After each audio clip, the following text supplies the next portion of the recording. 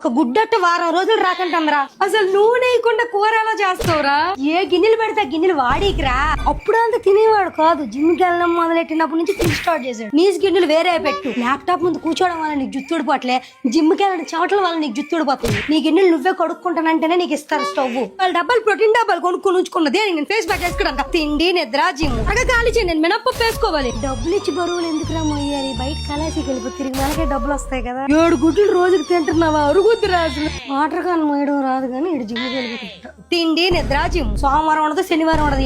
అన్నిసార్లు నీళ్ళు తాగడమే నేను రావడం ఎలా క్రియేటినా నేను సరపకుండా అనుకున్నా.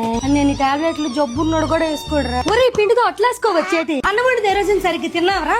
రైస్ కేక్ కూరలో నూనె వేయరు. ఆ పూరి నేను అసలు నూనెలోనే ఆపలేదు. నోరు మూసుకుని తిను. కాఫీలో పంచదార వేయరు.